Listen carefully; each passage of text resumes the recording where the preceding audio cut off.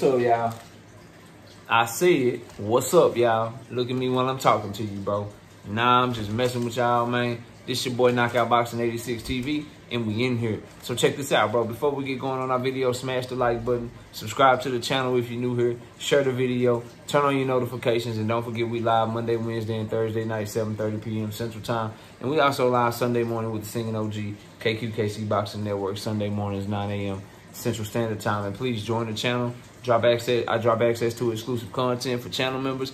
And please also, hit me up, man. If you want to debate, TKO debate series, Knockout Boxing 86 at yahoo.com. But let's get it cracking. Look, bro, Giovanni Santillan versus Erick Bone. Fight prediction, 10-round, 147-pound fight. Santillan undefeated, 30 wins, no losses, 16 wins by way of knockout. 31 years old, southpaw, 5'8", 68.5-inch reach out of San Diego. Erick Bone, 34 years old, 5'9", with a 70-inch reach out of Ecuador, Orthodox fighter. 27 wins, 6 losses, 14 wins by way of knockout. And he's been stopped one time. It's a good fight for Giovanni Santillan. Erick Bone is a veteran in the game. He got 6 losses, but the people he lost to was, kind of at the top. You got Algieri on his resume. You got Sean Porter on his resume. You got Sergey Lipinets on his resume. He's right now currently on a 7-fight win streak, and he's a guy that can slip a little bit and rip left hooks down to the body. He likes to throw that overhand right. He has pretty good movement in the ring, see things well, knows how to survive, knows how to use foot movement to get out of trouble, but he don't have a lot of different angles, and his problem is that chin always on the line, bro.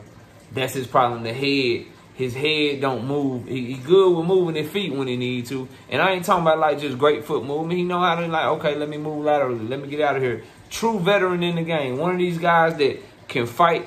Like Sean Porter knocked him out in 5 rounds, right? Sergey Lipinets won a majority decision against him. Like, he one of these guys that can, Chris Algieri won a unanimous decision against him and put him down one time in like the 8th round or something. Like, he's at a level where he can fight with the top guys. He can compete with world-class fighters, but he might not quite be a world-class fighter himself. But he's in there. He's going to be tough. He's going to swing with you.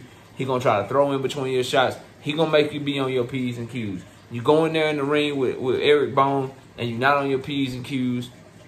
You're not fully focused in camp leading up to his fight because you're overlooking him. If you approach him like that, he can make you look bad in that ring where you may win on some A side, more activity, more aggressive fighter type shit, but you're not gonna look good. If you want to look good against him, you got to come in fully focused because he got just enough tools, just enough skills to make you look bad in that ring. For Giovanni Santillan, he's a physically strong 147-pound southpaw that's a seek and destroy fighter looking to come forward behind his high guard, rip right hooks to the body, work off a power jab, stab you down with the left hand to the body, try to get that straight left going up top as well. He lacks the angles. He lacks the explosiveness. He lacks the quickness that you would think of as a world-class 147-pound fighter. Think somebody on the level of like Alexis Rocha. That's kind of what Giovanni Santillan is. They fight very similar. I think Alexis Rocha maybe hits a little harder than Giovanni Santillan, but think of seek and destroy southpaw, good straight left, nice right hook, but not a whole lot of angles, not a whole lot of hand speed, not a whole lot of firing off combination, but somebody that's going to work. And, Cody Crowley. But it ain't the work. Cody Crowley, work.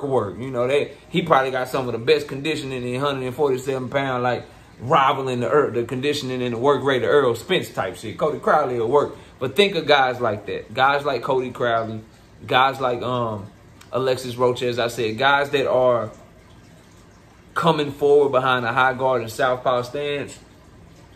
They don't have the athleticism, the quickness, the explosiveness, the power punching. But they can outwork you, and if you get in there and you let them wear you down, they can stop you. A lot of Giovanni Santillan stoppages do come late. He has about a 50% knockout rate, and it's because he don't hit hard, but he can drown your ass because he not going to stop. He going to be in shape. He going to keep coming. It's going to be on you if you can keep coming with him. So that's the two fighters. In this fight, man, Erick Bone has to find a way to try to work with Giovanni Santillan. He can't get in there and get outworked.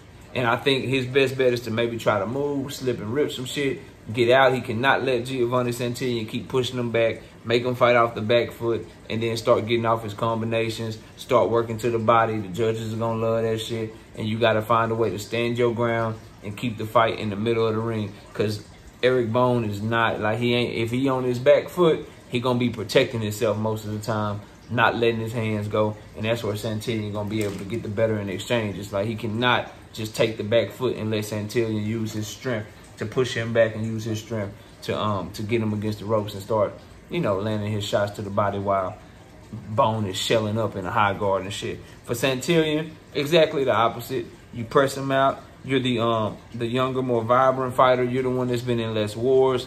You're the physically strong fighter. And so you get behind your jab. You work the body. You come forward, and you try to wear him out. Where you turn a fight that maybe he has a lot of gas, a lot of juice for the first 5 rounds, and you wear him out. You make him tired. You make him, at 34 years old, show that he can still have legs, show that he can do this shit for 10 rounds. And you take over the back half of the fight and maybe try to stop him late. But you got to get that work rate going, and you got to press the gas. You are a seek and destroy fighter. These two fighters need to be on the front foot, or they need to be toe-to-toe to be successful. Whoever pushes the person to the back foot first is going to be the one to win the fight. For Giovanni Santillan, that's who I'm picking in this fight. I think he's the stronger fighter physically. I think he has the better skills right now. I like his defense a lot better than Erick Bone, and he just naturally has always found a way to push every fighter that he's fought back to their back foot and put his type of fight and imprint his style on every fight that he's ever been in for 30 professional fights. And I don't see any reason that Erick Bone is going to be the guy to make him do something different. So I see this fight looking like a lot of Giovanni Santillan fights. Starts off pretty competitive. Giovanni Santillan just doesn't stop coming. He keeps pressing, and eventually those body shots keep pressing on you, always having to think, always having to try to pivot to keep your back off the ropes. All that shit is going to come back to Erick Bone to where he kind of wilts down the stretch. I see the first half of the fight, Giovanni Santillan up maybe 3 rounds to 2. You know what I'm saying? Something like that. Maybe it's 2-2 after 4 rounds. But look forward for him about round 4, about the middle of round 4, all the way to the rest of the fight. Look for Giovanni Santillan to take control of the fight and win a unanimous decision. Something to the tune of 97-93, maybe even 98-92 on some scorecards. But he gonna win unanimously. But y'all let me know what y'all think. Comment below, smash the like, sub to the channel. Share the video, turn on your notifications. Don't forget I'm live Monday, Wednesday, and Thursday night. I'll catch y'all next time, man. Peace out.